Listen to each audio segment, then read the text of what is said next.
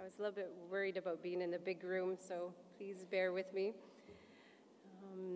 Masi no dasni lara kia keo yastak he wasaya and Marie Sam Lusilyoo disto nakaslitse hasya stota ne shas salfban inkez tse Lucas tse hadade. Our elders always tell us it's very important to acknowledge the people whose land you are on. So, and also very important that you do it in your own language so that the ancestors recognize the language up from the earth. So in my language, I acknowledge the Larakia Nation. Thank you for hosting us here in your beautiful territory. I am a Lusilyoo member from the Nakaslii community in north central British Columbia. So just before I start, the first picture, I just wanted to be able to give you an idea. It's hard to see, but from British Columbia, that's about where I'm located, and to get this thing going. So here is the community of Nakaslii on the Stewart Lake. Vancouver is down here. So we're about 14 hours north of Vancouver. Most people know where Vancouver is, so. And I will want to acknowledge my daughters, both of them. Some of you might have seen them around and have been helping to keep them entertained while we are taking in this conference. And they are here to support me to present our story. As a Lusilyoo clan member, I have been born into the responsibility as a Frog clan member to be the protector of water. And my clan has decided before I am born into my great-grandmother's, my grandmother's, and my mother's clan. But in our way also, we take on the father's clan responsibilities also. And my father's clan was Tamashiu, or the Beaver clan.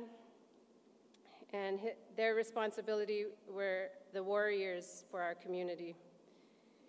And so it's very fitting that I continue and have always been fighting to protect our water and our land.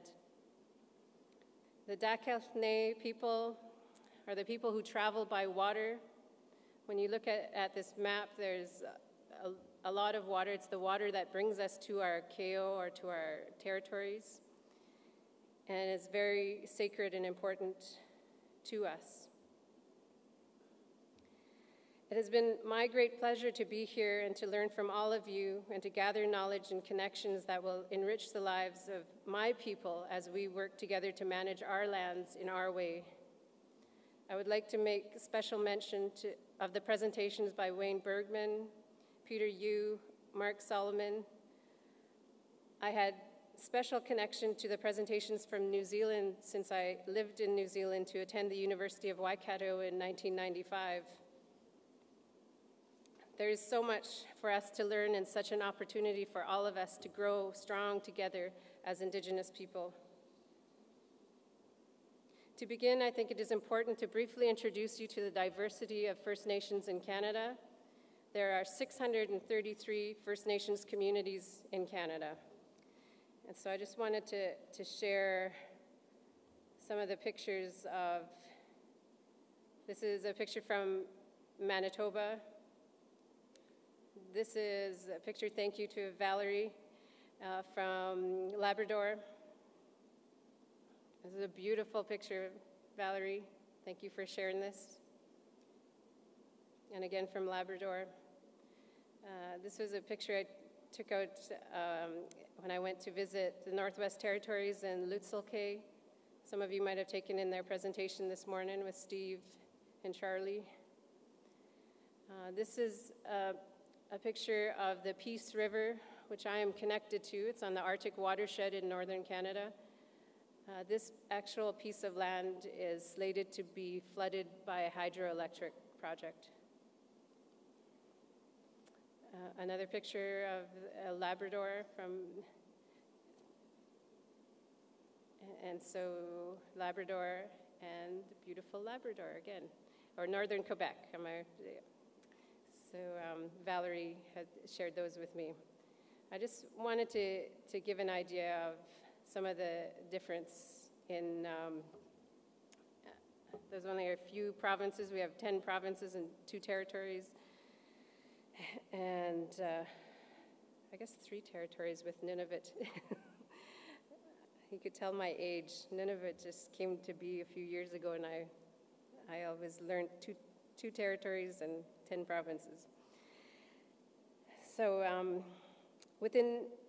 so I said there's 633 First Nations communities in Canada. Nearly 1/3 are in British Columbia, my home province. Within BC, we have 30 different tribal groups, a diversity of tradition, social structure, and histories, 7 major language families. The Athabascan language that I am part of reaches from the Dene in the Northwest Territories to the Navajo and Apache in the southwest of the United States. In Canada, we have an estimated Aboriginal population of 196,000, or 4.6% of the total provincial BC total population. 60% of First Nations languages in Canada are spoken in British Columbia. I come here with a message of hope for the survival of Indigenous people and for our dignity and well-being. I want to share with you some examples of how Indigenous people across Canada are rediscovering their traditions, reassuming control over their lands and livelihoods, and building relationships with the broader Canadian society. What is most important to me as a Dakelh woman from Nakaesli is to ensure that the wisdom and knowledge of our people become stronger and more central part of our lives.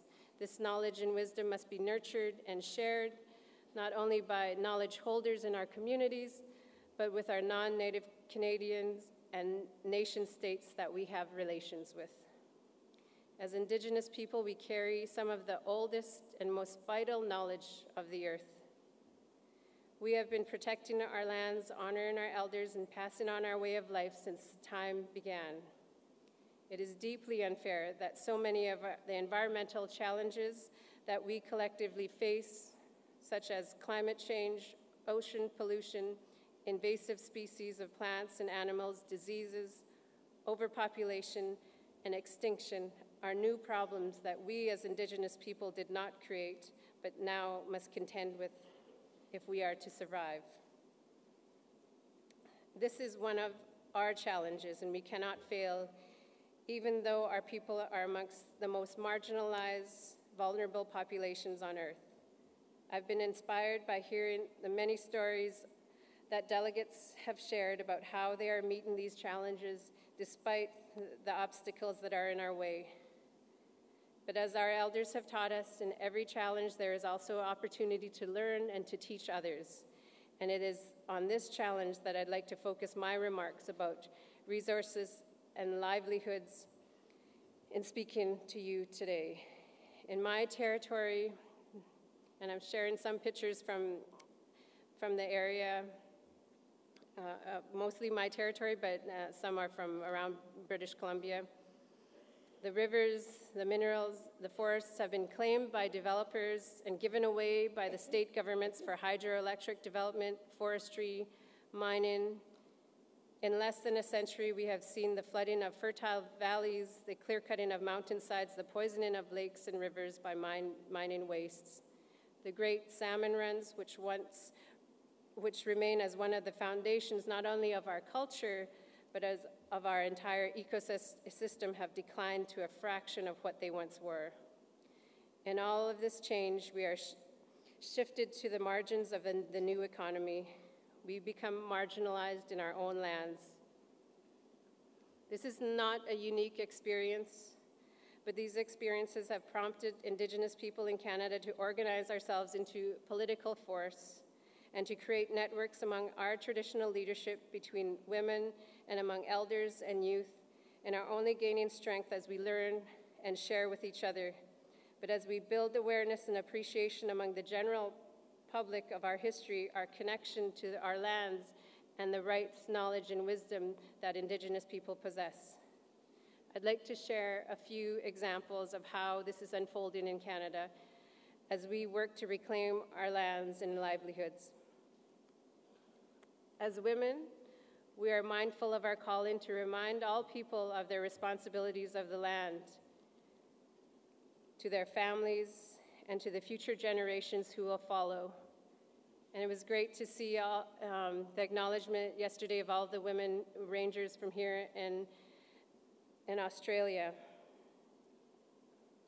In my area, we are born into our mother's clan, and so are born into a responsibility to the land.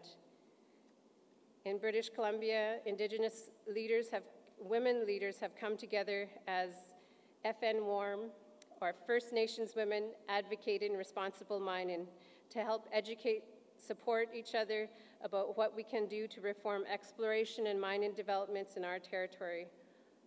All our communities were either impacted by proposed, past, historic mining, or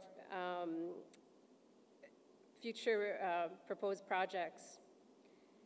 And we aren't organizing against mining, rather we are organizing for change in how decisions are made about where and how mining takes place.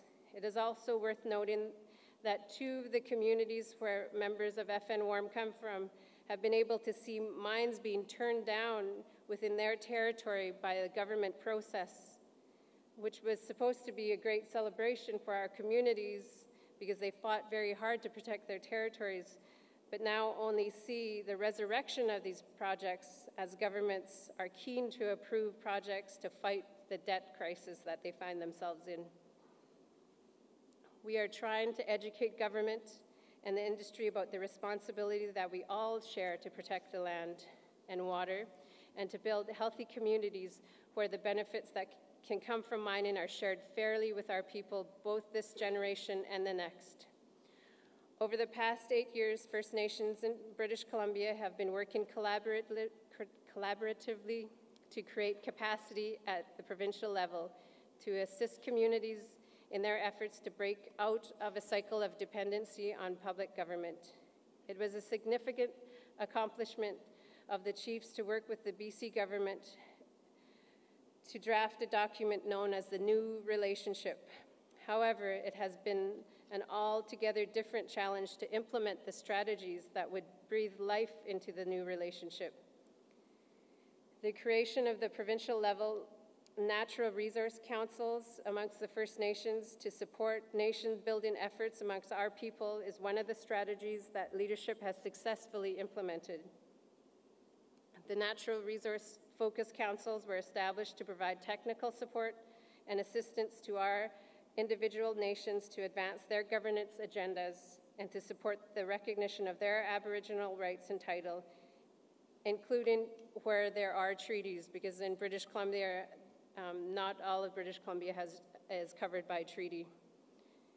In 2006, the First Nations Forestry Council was created. Later the same year, the leadership formed the First Nations Energy Working Group, which evolved into the First Nations Energy Mining Council. And in 2007, the First Nations Fisheries Council was formed. We also have a number of other provincial councils that focus on issues related to health, education, information management, and tourism. All of these councils are valuable to us as they create mechanisms where we as the BC First Nations can come together with common purpose and with a strong voice to participate in the resource management and to build sustainable livelihoods for our communities. However, we have much work to do to fulfill their potential, particularly with the provincial and federal government, who in many ways still see themselves in charge and are hesitant to fully engage with us because of their concerns that they will lose their autonomy or authority. This doesn't need to be the case. As Indigenous people, we have always shared the land. The value of sharing is reflected in our governance as well. When we make decisions, we strive for consensus. We have always approached the process of treaty making and of relationship building as a partnership, one in which both the state and the Indigenous partners are able to participate fully without one dominating over the other. An example of this approach is unfolding in the Northwest Territories, which is to the north of British Columbia, but is connected to our territory through a shared language, kinship, and the Great Arctic Watershed. There, the Dene community of Lusilyoo has been working to promote their own vision of protecting an area for more than 40 years. Although they initially rejected the idea of a national park because it would have meant transferring their lands to Canada, the community is now exploring the idea of instead managing their lands in a partnership with Canada as a national park, under a new approach that recognizes the inherent rights of the Lusilyoo Dene. In building their approach, Lusilyoo draws inspiration from many examples of similar partnerships here in Australia, and in fact, they hosted a delegation of rangers from the Central Land Council and the Kimberley to help inform their community as well as their partners in the government about how Indigenous protected areas and ranger programs work on the ground in Australia's Northern Territory. Lusilyoo has also formed their own ranger group and are training youth in the spiritual, ethical, and practical foundations of the Dene way of life as they patrol and learn to protect the land. In another example of effective partnership on lands and livelihood comes from deep in the heart of the boreal forest, which is the northern forest in Canada and stretches from the west to the east, where the international significance of the deep ties between generation of Anishinaabe and their homelands is being recognized through the, and I'm going to mess this up, I'm going to try to say it properly, Pimachiwanaki, and I know I got it wrong, World Heritage Project, and Sophia had presented on this project earlier this morning. And actually, I just want to put a note out. They are asking for signatures of a petition for this project, and we could give details about how to sign that to support the community. This is an outstanding example of partnership between 5 First Nations, the province of Manitoba and Ontario, and for more than a decade, these governments have been working together to obtain a World Heritage inscription from UNESCO. This land, in Anishinaabe, the name means the land that gives life. Despite the tremendous support for this project is receiving from all levels of government in Canada, 2 non-government entities, the International Union of Conservation of Nature and the International Council of Monuments and Sites, who advise UNESCO on the World Heritage Sites, have just this month recommended against the nomination, and I don't want to mess it up, Pinatchewin, almost.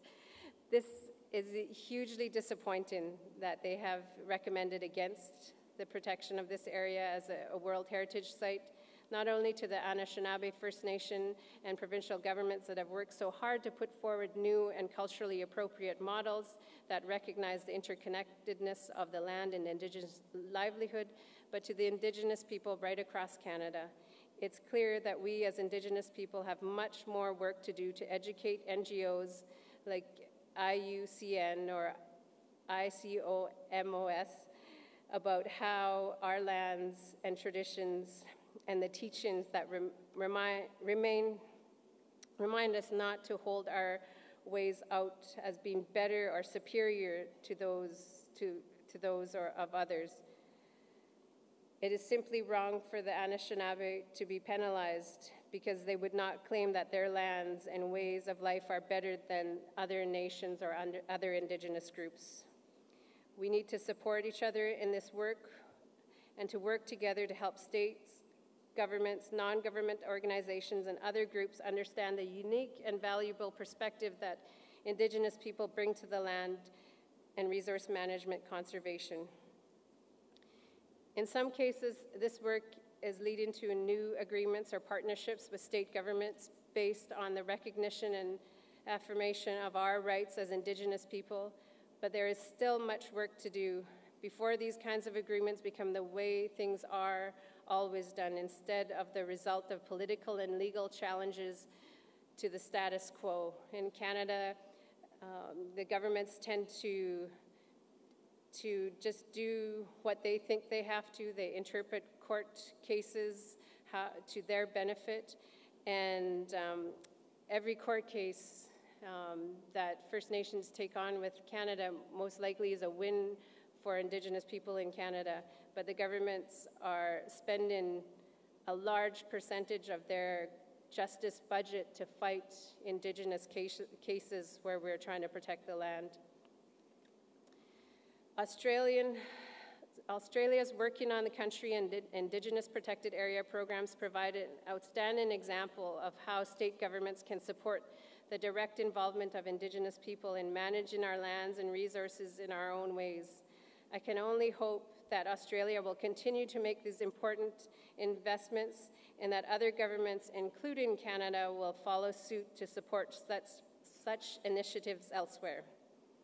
As Indigenous people, I know we all look forward to the day when we can exercise our jurisdiction over land and resources through our own governance structures and practices, and to the day when all state governments welcome and support our participation in management of our natural resources. I believe that this day is coming, and it is an inevitable consequence of the fact that our rights are being recognized in domestic law and enforced by courts, and internationally through such instruments as the Declaration of the Rights of Indigenous People. It is also a continuation of the sacred responsibility that we have inherited from previous generations. And it is a responsibility that we must fulfill so that we too can pass our lands on to the generations that will follow us. Before I finish off, I would like to share some pictures from my territory of Dakelh. So I just need to go to, there's the, I said I might make everybody a little bit hungry here showing these pictures. Last year, this was my grandmother's smokehouse. My uncle thought he was shooting at one moose, but there was two standing together.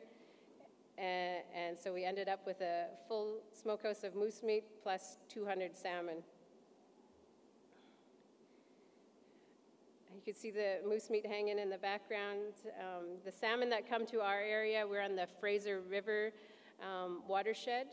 And so by the time they get to us, they're very red and very thin. They've worked so hard to get up the river. But that's the way we're used to them. When we get salmon from the coast, it's very oily for us. So we usually just can those salmon. But we like to dry our salmon. So this is just prepping the salmon for drying. This is my grandmother and my mother working outside the smokehouse last fall. And we worked together as a family. Like I said, my uncle shot the moose, but he brings it to my grandmother's smokehouse, and together we prepare it for the winter.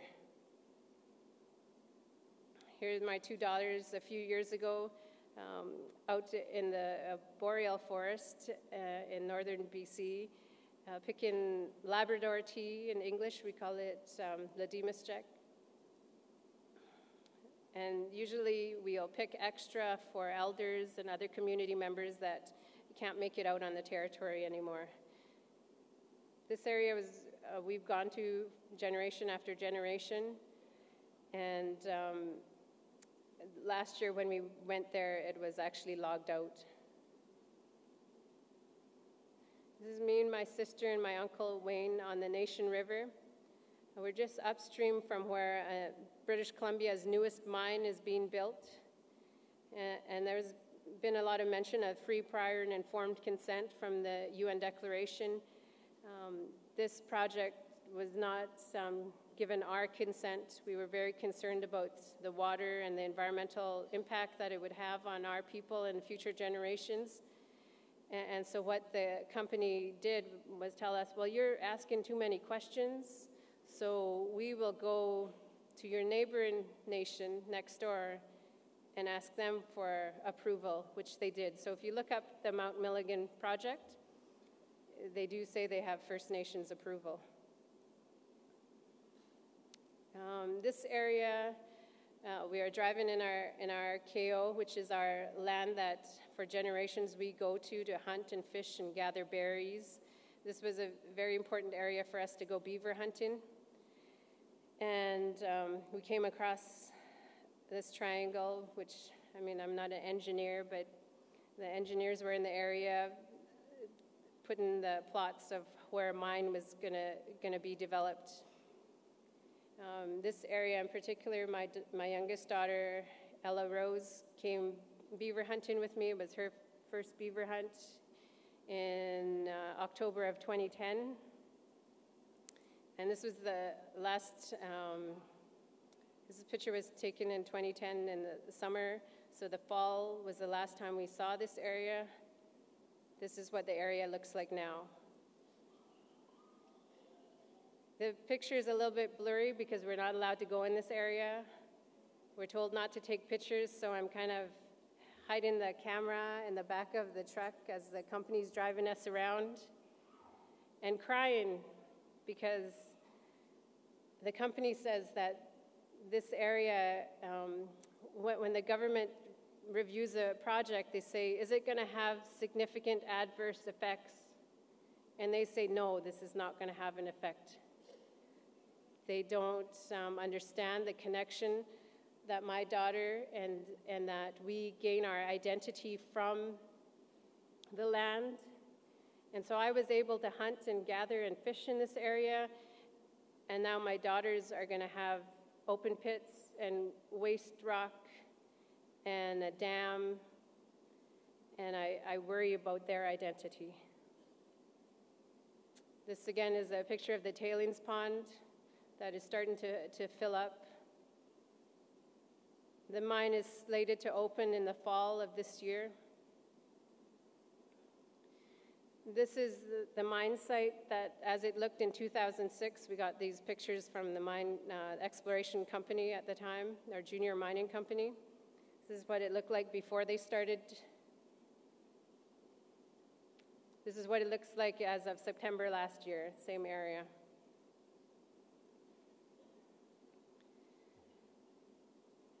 The roads, they kept saying, we're just realigning the roads, don't worry. It's, you know, but they built roads on top of our trails. And I tried to explain to them, do you not understand that you're realigning our history? Because our ancestors have walked for generations on the same land. And to you, it might just be a road, but to us, it's our history and our connection to the land. There's more construction that began in 2010. This was the winter of 2010 that I think this was the last visit that we were able to drive into the site. And this is why I do what I do to fight for the protection of our water, to fight for my daughters. In the Dakelh area, we have the Mount Milligan project, which is the first in 12 years in BC. We have about 20 exploration companies in our backyard. My daughter holding the drum is protesting against the Enbridge. It's an oil and condensate pipeline that is proposed to go across our Salmon Barren River.